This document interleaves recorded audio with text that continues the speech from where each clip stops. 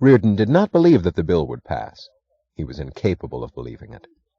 Having dealt with the clean reality of metals, technology, production, all his life, he had acquired the conviction that one had to concern oneself with the rational, not the insane, that one had to seek that which was right, because the right answer always won, that the senseless, the wrong, the monstrously unjust could not work, could not succeed, could do nothing but defeat itself. A battle against a thing such as that bill seemed preposterous and faintly embarrassing to him, as if he were suddenly asked to compete with a man who calculated steel mixtures by the formulas of numerology. He had told himself that the issue was dangerous, but the loudest screaming of the most hysterical editorial roused no emotion in him, while a variation of a decimal point in a laboratory report on a test of Reardon metal made him leap to his feet in eagerness or apprehension. He had no energy to spare for anything else. He crumpled the editorial and threw it into the wastebasket. He felt the leaden approach of that exhaustion which he never felt at his job, the exhaustion that seemed to wait for him and catch him the moment he turned to other concerns. He felt as if he were incapable of any desire except a desperate longing for sleep.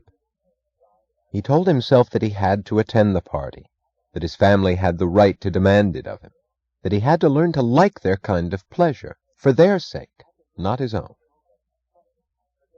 He wondered why this was a motive that had no power to impel him. Throughout his life, whenever he became convinced that a course of action was right, the desire to follow it had come automatically. What was happening to him, he wondered? The impossible conflict of feeling reluctance to do that which was right. Wasn't it the basic formula of moral corruption? To recognize one's guilt, yet feel nothing but the coldest, most profound indifference. Wasn't it a betrayal of that which had been the motor of his life course and of his pride? He gave himself no time to seek an answer. He finished dressing, quickly, pitilessly. Holding himself erect, his tall figure moving with the unstressed, unhurried confidence of habitual authority, the white of a fine handkerchief in the breast pocket of his black dinner jacket, he walked slowly down the stairs to the drawing-room, looking, to the satisfaction of the dowagers who watched him, like the perfect figure of a great industrialist. He saw Lillian at the foot of the stairs. The patrician lines of a lemon-yellow Empire evening gown stressed her graceful body, and she stood like a person proudly in control of her proper background. He smiled. He liked to see her happy. It gave some reasonable justification to the party. He approached her and stopped. She had always shown good taste in her use of jewelry, never wearing too much of it. But tonight she wore an ostentatious display, a diamond necklace, earrings, rings, and brooches. Her arms looked conspicuously bare by contrast. On her right wrist, as sole ornament, she wore the bracelet of Reardon metal. The glittering gems made it look like an ugly piece of dime store jewelry. When he moved his glance from her wrist to her face, he found her looking at him. Her eyes were narrowed, and he could not define their expression. It was a look that seemed both veiled and purposeful, the look of something hidden that flaunted its security from detection. He wanted to tear the bracelet off her wrist. Instead, in obedience to her voice gaily pronouncing an introduction, he bowed to the dowager who stood beside her, his face expressionless. "Man? What is man? He's just a collection of chemicals with delusions of grandeur," said Dr. Pritchett to a group of guests across the room. Dr. Pritchett picked a canapé off a crystal dish, held it speared between two straight fingers, and deposited it whole into his mouth. "Man's metaphysical pretensions," he said, "are preposterous. A miserable bit of protoplasm full of ugly little concepts and mean little emotions, and it imagines itself important. Really, you know, that is the root of all the troubles in the world." "But which concepts are not ugly or mean, Professor?" asked an earnest matron whose husband owned an automobile factory. "None," said Dr. Pritchett. "None within the range of man's capacity." A young man asked hesitantly, "But if we haven't any good concepts, how do we know that the ones we've got are ugly? I mean, by what standard?" "There aren't any standards." This silenced his audience. The philosophers of the past were superficial, Dr. Pritchett went on. It remained for our century to redefine the purpose of philosophy. The purpose of philosophy is not to help men find the meaning of life, but to prove to them that there isn't any. An attractive young woman whose father owned a coal mine asked indignantly, "Who can tell us that?" "I am trying to," said Dr. Pritchett. For the last 3 years he had been head of the Department of Philosophy at the Patrick Henry University.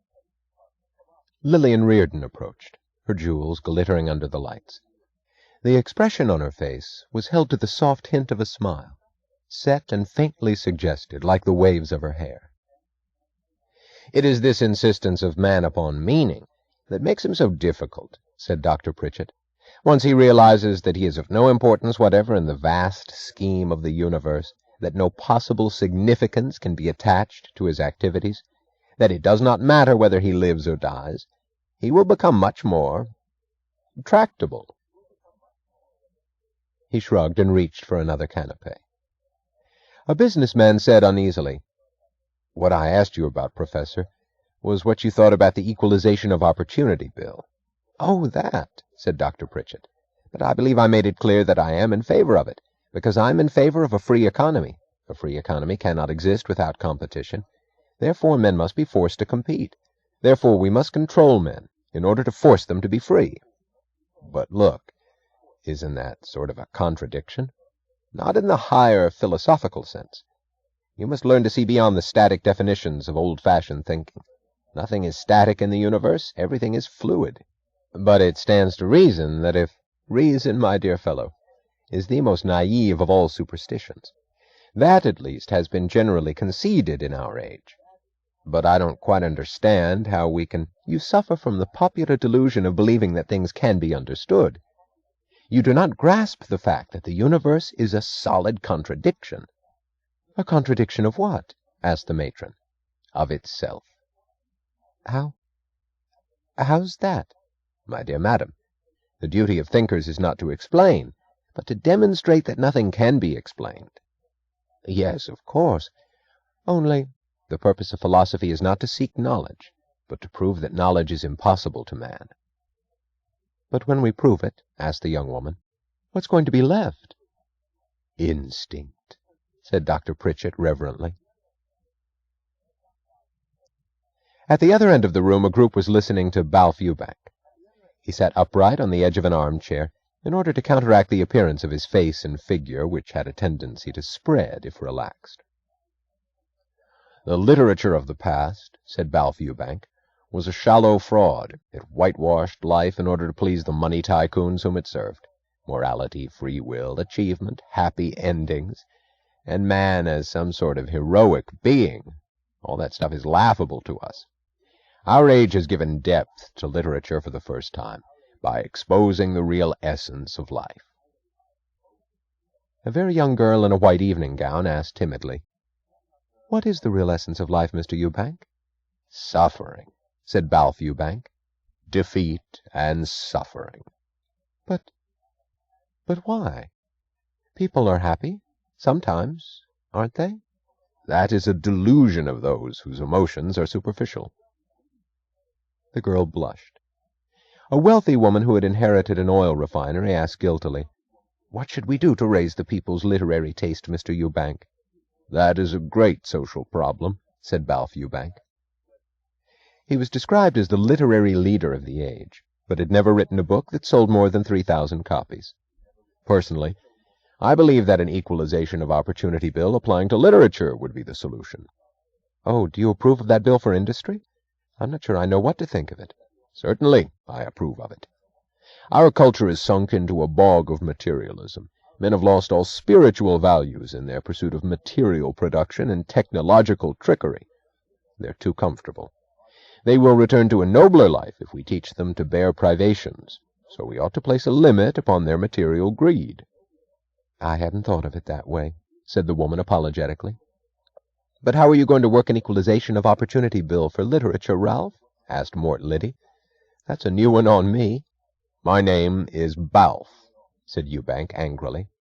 "And it's a new one on you because it's my own idea." Okay, I'm not quarreling. Am I? I'm just asking. Mort Liddy smiled. He spent most of his time smiling nervously. He was a composer who wrote old-fashioned scores for motion pictures and modern symphonies for sparse audiences.